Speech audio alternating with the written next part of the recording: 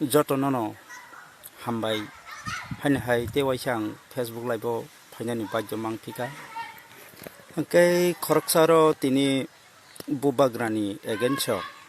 जे बुबाग्रानि सामुंनो जे गसिनि मालियानि सामानि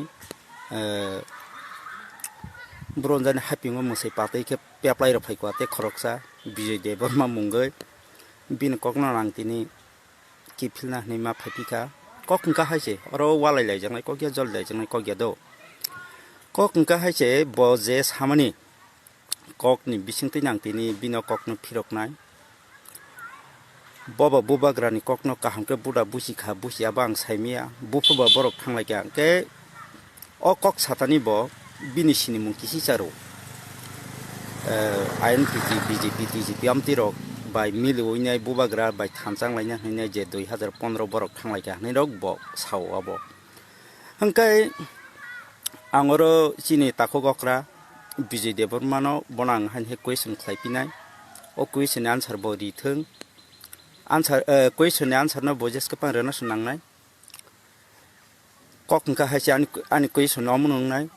बसावो बंखापुरो तामंगै थांका हंकाय बीजेपी नि सेंट्रल लीडर बा स्टेट कमिटी लीडर निसे सावबो सॉरी सेंट्रल कमिटीया बीजेपी नि स्टेट कमिटी नि लीडर नि बसाव ओके बुबाग्रानि राजबारिवो सुरि लायनानि राजबारिवो सयतान हाबै दंखा ओके समबत ब खरकसा ख्रिस्टियान नोंखना हायां मा दङ ओंखाय नों खरकसा ख्रिस्टियान सङै दङ का बाहायके नों बीजेपी नि लीडर सङैले नों अ अबो तामनाय राजबारिवो सयतान रोख्लायनायबा सयतान तो नों सोबले नों खरकसा ख्रिस्टियान तुतै नों जय श्रीराम हनै दङ इयो नन ससकां निनि बुसागोसे सयतान हाबजाक नन ससकां मा रोख्लायग्रा नाय निना सयतान निनि बखा बिसिंनि निनि बुसागोसे सयतान कुप्लुम बाहायके नों राजबारिनि सयतान रोख्लायनाय आं किसापन खाफिजाले आ कग्रक न ओंखाय ते कायसा कक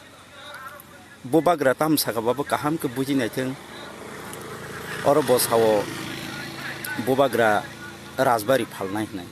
बुबाग्रा राजबारि फालनायनि कक साया ककनि बिसिङाव काक नुबोनो जोंहाबो ककनि बिसिङाव काक बुजिनानै नांगौ नांखांके राजबारिनो फन फालायनायसिनाय अ ककसो साव फालानि कक सायाबो ओंखो तामनि सालायसिनानै बुबाग्रा तिनि वान सुगैया कुइनो तिनि नांमानि जरावो हान्या सायानि जरावो हंगाय ताकमहाय कग्रक दंगो बाहाय हान्या साया जेख्लायनि बसायमानो साबनि खि सति फुलै हामनाय आबाहायसे बरक माननायो हागो बतिनि खलायनायका बतिनि कांग्रेसआव तंगैनायका कांग्रेसआव तंगै तिप्रासानि कक थाइसाफान कक साइमे आङै तिनि ब अमति पलिटिकल रंग याकारै आंचलिक पलिटिकल खायसिनो होनाय बतिनि बायदं ते ग्रेट आर्टिकल सानानि बागै अहानो सानानि बागै बतिनि